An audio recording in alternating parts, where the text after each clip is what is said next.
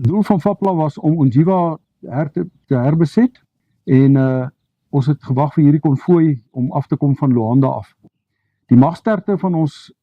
vegspan Zulu, bestaan uit 1 Bushman Company, Alpha Company 201 bataljon, 1 pansereskadron van 10 panser, 1 STB, 1 G2 artillerie troep, 2 Valke valskermtroepe van 1 valskermbataljon en 1 81 mm ratel mortiervuurgroep van 10 panser en 'n klein genie element. Ek het die verkenning gedoen om 'n geskikte hinderlaagposisie te vind op die pad tussen Mongoa na Onjiwa en ons het besluit om by 'n laagwaterbruggie, eintlik 'n stormwaterpype wat geblaas is deur die VK-elemente wat opgeblaas is, was daar 'n krater en dit was die ideale posisie vir die hinderlaagposisie. Daar was 'n klein ompad al gery deur voertuie en dit het as 'n goeie engte gedien. En ons het besef dat daar gaan die voertuig moet afslek of stadiger ry en dat ons dit dan goed kan gebruik. Die doodmaakgroep kon as gevolg van die terrein en die beskikbare dekking stellings so naby as 10 meter van die teerpad af inneem en ons het besluit dat die Eland 90 panserkarre dan nou in trirad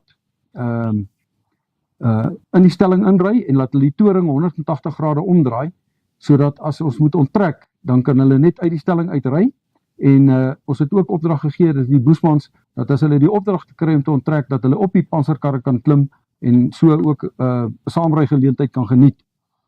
Tussen die Eland 90's het ons maksimum vuurkrag deur middel van RPG-7's en LMG masjiengewere ontplooi, sodat ons 'n baie hoë slaankrag gehad het in die doodmaakgroep en so ook by die afsnygroep en vroeë waarskuwing. Die vroeë waarskuwingsgroep was 13 km noord na Mongoa se kant toe ontplooi met Romy Mike 13 en hulle stellings was so tussen 50 en 70 meter van die teerpad af. Hulle het nie baie goeie dekking ook gehad nie, so hulle het so bietjie verder van die teerpad af moes ontplooi. Die reserve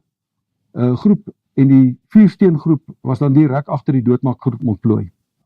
Toe die konvooi by die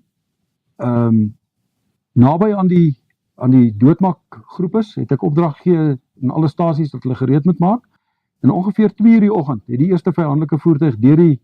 doodmaakarea beweeg en net voor hy aan die ander kant uit die doodmaakarea uit is, het ek die hinderlaag toegeslaan met die vuur van 'n Eland 90 HE.